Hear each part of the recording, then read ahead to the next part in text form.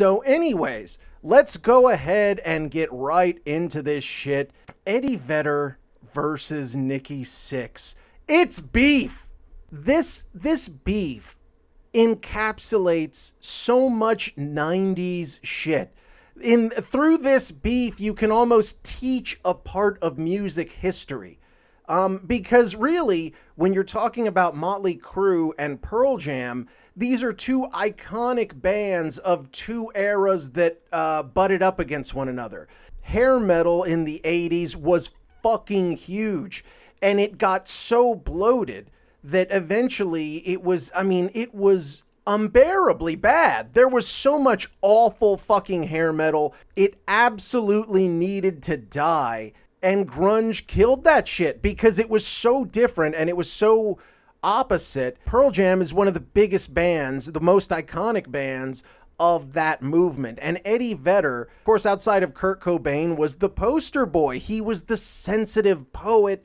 I was in middle school when Pearl Jam came out, and all the girls had Eddie Vedder posters up. Oh, he's so sensitive. He's such a sweetheart. He'd never lie to me like you motherfucker. Whereas Motley Crue was like, blow me in the bathroom and I'm never going to learn your first name. Fuck you, whore. It was about, drugs and booze and pussy and stinky balls and leathered pants and all that shit. And Pearl Jam was, about, I guess, deeper shit. It was about, your relationship with your father and your fucking just, existential stuff. Not so much about pound and snatch and doing lines and shit like that, like Motley Crue were. So it would make sense that Eddie Vedder and Nikki Sixx would have found each other at some point in history and had a beef, and that is in fact what has happened. Eddie Vedder was doing an interview with the New York Times, and he had a little something to say that stuck in Nikki Sixx's craw, and he had to get the clap back. So let's start with Eddie's quotes, and once again, this is from his interview with the New York Times. He says, I used to work in San Diego loading gear at a club. I'd end up being at shows that I wouldn't have chosen to go to, bands that monopolize late 80s MTV, the metal bands that, I'm trying to be nice, I despised. Girls, Girls, Girls, and Motley Crue. Fuck you, I hated it. I hated how it made the fellas look. I hated how it made the women look. It felt so vacuous. And he continues, Guns N' Roses came out, and thank God, at least that had some teeth. But I'm circling back to say that one thing that I appreciated was that in Seattle and the alternative crowd, the girls would wear their combat boots and sweaters, and their hair looked like Cat Powers and not Heather Locklear's. Nothing against her. They weren't selling themselves short. They could have an opinion and be respected. I think that's a change that lasted. It sounds so trite, but before then it was bustiers. The only person who wore a bustier in the 90s that I could appreciate was Perry Farrell, lead vocalist of Jane's Addiction, for those of you who don't know Perry Farrell. So this statement is the very shit that people that don't like Eddie Vedder would just completely fucking bristle over. It comes off as smug. Now, not to be one to just let a motherfucker steal on him, Nikki Sixx, who is actually the creative engine behind Motley Crue, he writes the songs. Obviously, he composes a lot of the music. He's the main fucking dude in Motley Crue. So it would make sense if you talk shit about Motley Crue, really you're talking shit about Nikki Sixx's music. So after that article came out, Nikki Sixx took to Twitter to say, made me laugh today reading how much the singer in Pearl Jam hated Motley Crue. Now, considering that they're one of the most boring bands in history, it's kind of a compliment, isn't it? He continues, remember, there were zillions of brown-haired bands for brown-haired fans. Go find them. You will know them by the bored look. on their faces. Now, Pearl Jam Twitter responded by putting up a video of their fans rocking out and said, "We love our bored fans." The whole concept of brown-haired bands with brown-haired fans. Motherfucker, Nikki Sixx, you have brown hair. You've always had brown hair. You've never been blonde, motherfucker. Are you living vicariously through Vince Neil? Why would you want that? I wonder if Nikki Sixx has like a hardcore insecurity about having been born non-blonde. Clearly, he holds it in very high value. Now, the whole thing continued on when Stone Gossard, lead guitarist for Pearl Jam, came out and said he liked Motley Crue. He was down with Motley Crue, and it was one of his favorites.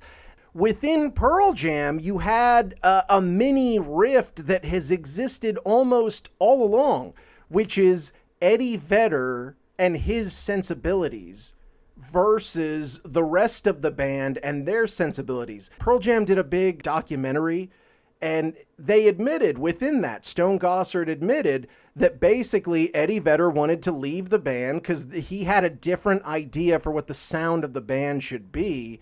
You basically had the choice of, I'm going to do what Eddie wants, or the band's over, you know? You can't argue if Eddie Vedder left Pearl Jam, the band is over. You're not replacing Eddie Vedder. So I think there's a part of Stone Gossard that really is like almost jealous of a guy like Nikki Sixx and really does love what that guy does, and on some level wishes he could have been that guy. And I'm sure there's a part of him that's like, fuck Eddie Vedder, man. I do think what Eddie had to say was smug, especially being like, well, you know, the women in our time, we respected them and all that shit. I think it's fucked up to say that, you know, if a chick wants to wear a bustier to a show or something like that, that she's somehow lesser than a chick who wears combat boots and an oversized flannel or something like that. I'm not into that. But I mean, that's the problem. Like, there is no middle ground anymore. Like, either you're like screaming and chanting at a woman to show her tits, or you're like, oh, milady, and all that shit.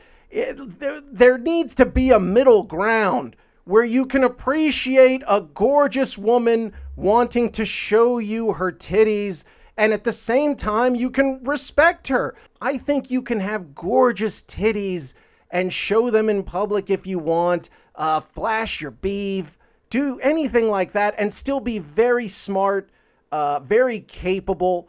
You can have all of that at the same time. And I would say that it's fucked up that Eddie would cast aspersions on the ladies who looked more like Heather Locklear than Cat Power. But at the same time, man, it is tough to defend Motley Crue because I fucking hate Motley Crue. And it has more to do with Vince Neil than anything. Paid, with the body, had a speech in my heart. If we're just talking about the statement, man, Eddie Vedder comes off like a very kind of judgy, smug fuck. And he should have just kept it about the music. Say, listen, I didn't like Motley Crue because I thought the message was bullshit, and just left it at that. If you want to get deep into it, then you start to come off as petty, and you start to come into my world where I dwell in the darkness. Within this beef, you have like essentially a cultural battle. You have people that consider themselves educated, people that consider themselves evolved, people that care about that, versus people that maybe go out of their way to be caustic and shitty, and people who are sort of underbelly type creatures. For example, girls. That's considered like an all-time strip club banger. But if you ever go to a strip club and they're playing girls, that stripper has stretch marks and C-section scars. She's got like fucking a 16-year-old son working the door. It's not a good scene if you're at a strip club where they're playing girls. So yeah, it's definitely a culture clash. Eddie Vedder's not going to say shit else about this. I'm really honestly shocked that he even called Motley Crue out by name, because he's never really been that type of dude to be confrontational like that. I'm sure if you asked him, he would say that he didn't call them out, that he was just referring to them and that was not shit he was into. He just made the mistake of stepping out a little too far and saying some smug bullshit. God knows I've been there. So I'm going to give Eddie a pass. We will keep you abreast of any new shit popping off in the beef between Pearl Jam and Motley Crue. So moving on.